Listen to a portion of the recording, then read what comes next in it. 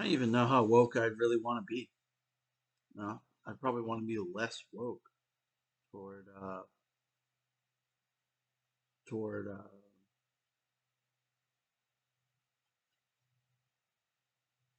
some kind of like I want to be less woke to the inherent consequences, but at the same time in a safe way that I can form change. I guess I'm more raised on avoiding consequence than anything else. But I don't know. Is virtue? Virtue can be right. I can't agree with all. I'm more of a humanitarian than anything when it comes to you know is there virtue left in the world to not war? Or like some kind of weird radical. It must be military. Foreign virtue is as holds the necessity of militarism. Like mm,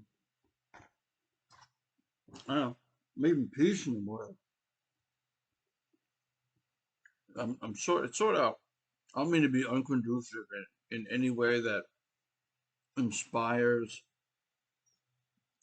that competitions between countries should not be fair. Maybe, which I don't think would ever happen. People probably look at me and think I'm stupid, and that's probably true about me already. If I don't, if I don't necessarily hold basic virtue, like if someone was to see me, they think, man, that guy's got no virtue. You know, you know. I don't know if I pass through politely in a social manner through a communist country, you know, I I don't know. Maybe I'd feel happier about just the noise that people cooperate with each other on basic paradigms of peace within a nation, you know, and in it they have inspired and into their virtue to elaborately have carve a different kind of niche in society that is more is a type of civil that maybe it's safer in parts of communism. Is rural America safe? It's not broadcasted. It's safe, but it's pretty damn safe. It's a little bit uninteresting. That's rural America. Maybe I just find uh, you know maybe America lacks virtue. Maybe I thought America lacked virtue. You know, um, is there just like a hegemony? Well, I can't say there's a hegemony. People are woke. There are defensive opinions that I don't know. Maybe America as a nation needs to learn out, but doesn't need a virtue to do it. You know, um, uh, is the let's define hegemony. This might be a long. We'll define hegemony. Here's the definition of hegemony: leadership or dominance, especially by one country or social group over others. So there's a hegemony. People might Asian virtuous might believe there's a leadership or a dominance that's untied to its nation's liberty. So it's uncivil in the way it's unvirtuous. I mean, and in no way do like I don't necessarily agree with any time period of communism, but in the way that sometimes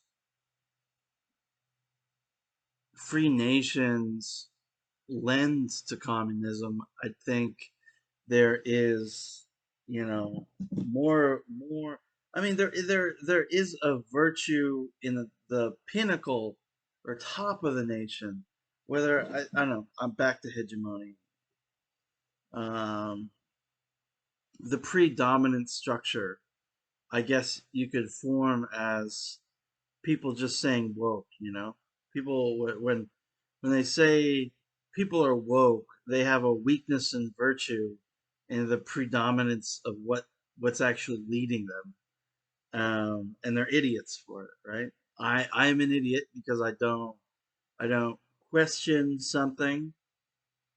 I can be either moral, but if I'm immoral, there's probably more consequential punishments to my actions, and that's like a whole policing paradigm.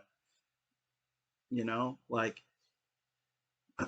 if I think something's just working about tying tying the tying people in the republic, whether and it's still being communism over what is that called? I don't know. Again, I disagree with the militarism of the civil, like what is that called, civil systems that are militarized, to just seek a foreign aggression. But mm,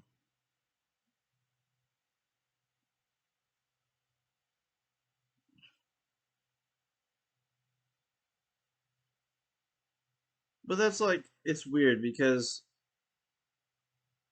pursuit of happiness is technically still a thing in the People's Republic or whatever. But to me, eudaimonic, how do you say that? Eudaimony, or a eudaimonic way is more of to find relation than it is to find a secondary virtue that somehow cycles. I mean, what if the soft power of America had a social system or something that was more developed? You know, I don't know, man. Like,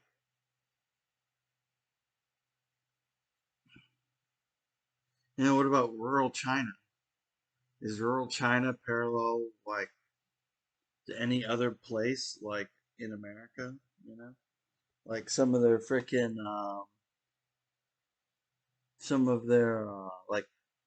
I've also heard like parts of China, like the concrete crumbles and they don't update it. Just like bridges here collapse and they don't update it. But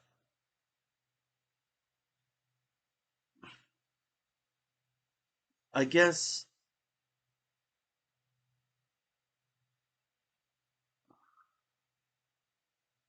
I guess they worked into the incentivization of virtue with a system of credit. Maybe whether I find it admirable, some things admirable that you can just stand and think that yes, there's a foreign civility that maybe not that it's totality is just the pinnacle of the crust of society, which could never work because there's not enough capital, there's not enough money, there's food, there's food and housing and people.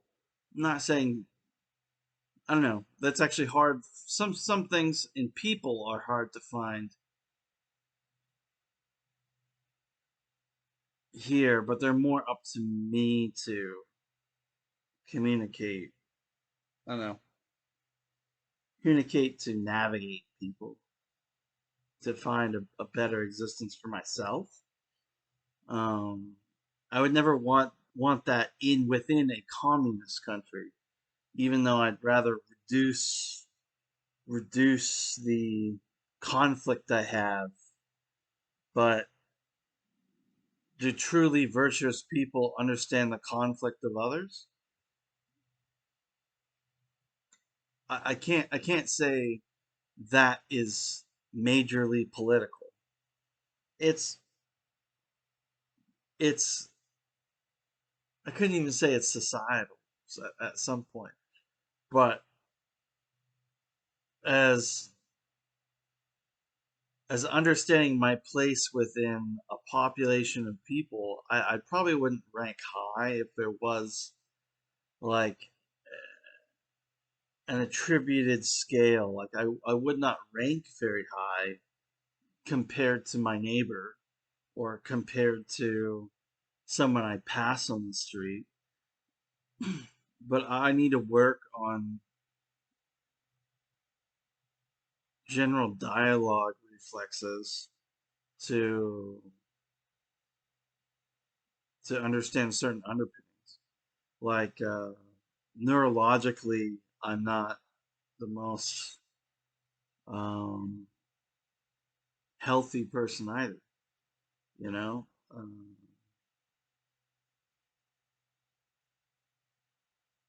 I'd still admire, like, if there's anything I truly admire, um, is children resolving their differences, and like, if I wanted to admire that there's a peace among, um, like, to recognize there is no racism, I would socialize my kid to not be racist. If I wanted to recognize there's a uh, peace among the next generation, I would socialize them in that way. But sometimes we hear messages that we never really cross or check into reality. Like, I have no kid, actually. I have no kid. If two people stand independently is basically the overall suggestion, and understand that there is a wealth of freedom among standing independently together, then there is a freedom. And in that freedom, there is already peace no matter what. And there's a coexistence in independence and in freedom. And that I think encompasses my Western value. Now, if there is a nationalism, then there has to be a fair reflection on, because even communism changes. So if some, I don't know, that's hard to say. Something's virtuous doesn't inherently suggest change, and that could be the biggest overall paradigm or flaw that encompasses and spills over into militarism in a communist fascist country. You know, that essentially change and predictates of any type of value get stymied or become this, not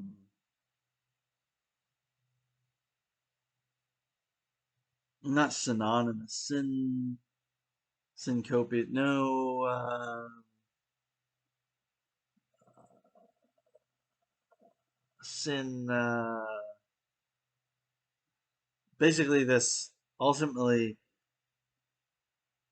to encompass the spillover effect and reinforce it into militarism, basically. But I'm trying to use um,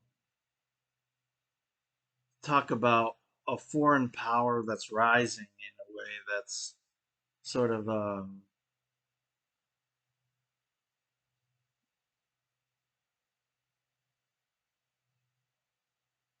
inorganic.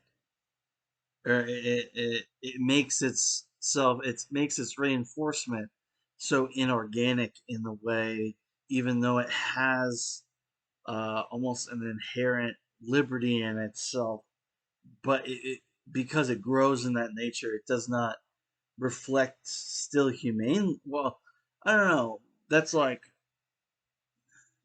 the People's Republic. The most highest people may not be necessarily in the same system. They are of a different class, basically, and they now I'm not sure how high does credit systems go, and what are the dichotomies that are actually in focus.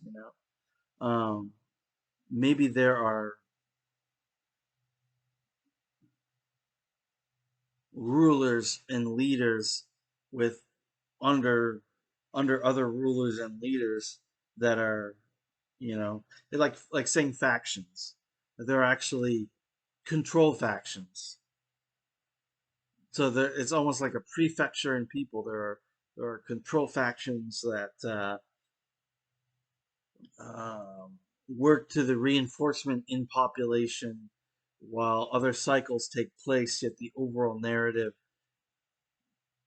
it's still micro humane, but the macro of it, uh, um, it the macro of some of the micro virtues aren't really explored, but they're encapsulated to understand maybe in a civic nature. I don't know. Is the credit system also a meritocracy? Because I believe in a freedom and independence in a meritocracy. Like there's opportunity in the world to grow in a system of merit and as a permeable structure. Um, but I don't know. There's a weird neurological age gap in America, um, where its dominant structure really doesn't reinforce the most civil system.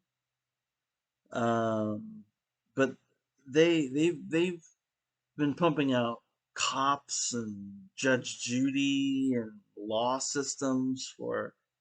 I mean, I guess it's the spectacle of a lot of people, even, but in a free combination of societal engagement. What is different, or what can be different in America? No, this is a predominant structure for people to engage. A lot of people would flock to education. A lot of people would flock to college, you know. But I stopped myself there. I stopped myself there because I'm skipping steps, and I'm already, like I said, I'm already done. But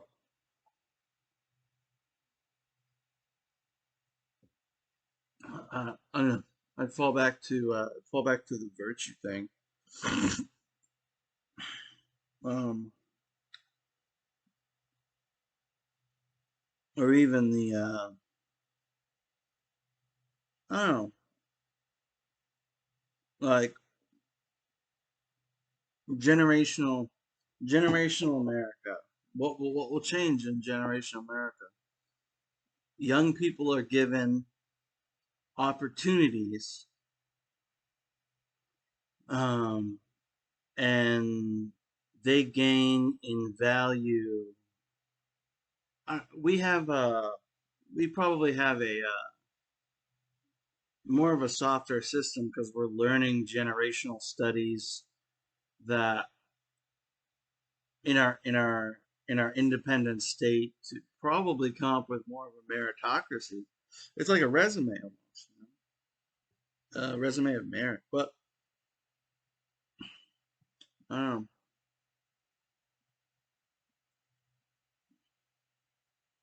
It's hard to understand the choreography behind behind the movement. like movement within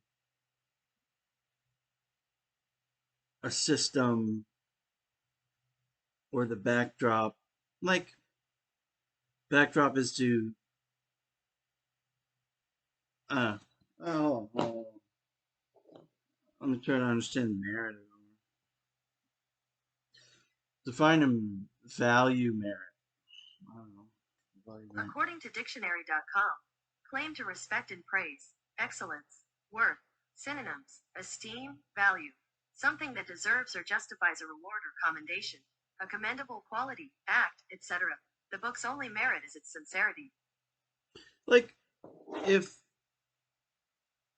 if you had a specific like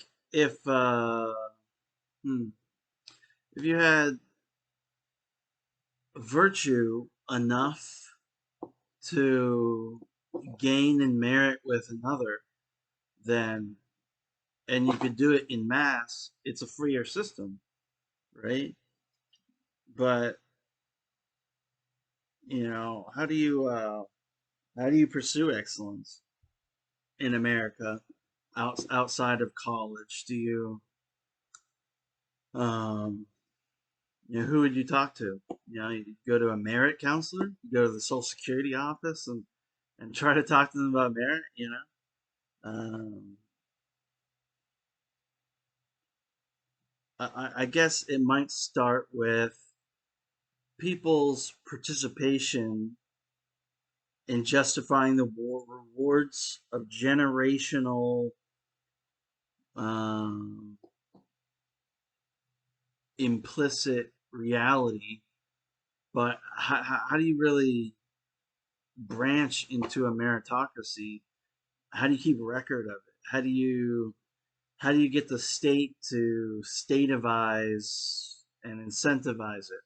You know, um, I'm actually a little interested in its choreography. That I don't know. Would a communist person think that um, virtue takes away punishment, even if the crime is extreme? That the most virtuous can take away your punishment? Um, or is there a free value merit that props up communism to say there was no crime? You know, does that necessarily exist in America? What are the fine points in that? What if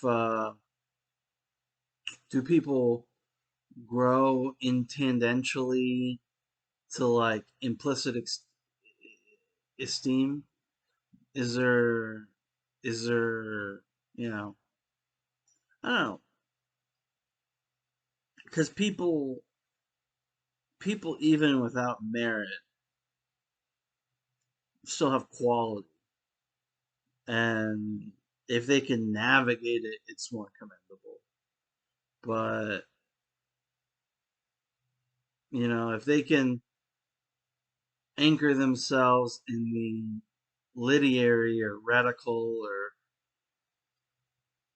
neura, if they can navigate the neura and understand the credit with a person saying minimal stuff, I would say there is there is a better chance that they uh, succeed at whatever they think their goal is, as long as there's an agreement on the goal. Which is it's just so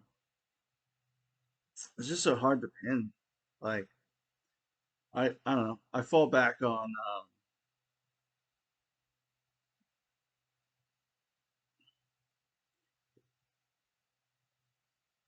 generational studies, man. If I if the internet solved, or even a phone or a device or a soft power system to understand the vetting of, or give people a certain value, either in learning, like, where do people go between high school and college? For instance, do they gain some value? Do they just get a job? You know, um, do they gain in quality between high school? I mean, in a truly free society, I don't know, is a blend of a cashless society or a there's a universal income, um, worth. You think people explore all the avenues, and can do that and put people in motion, um, for a better society.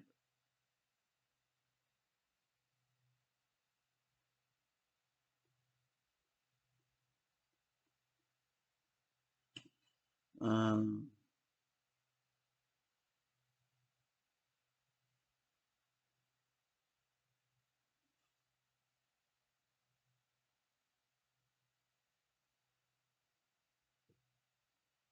yeah. Anyways, I'll try to upload this. It's just me rambling.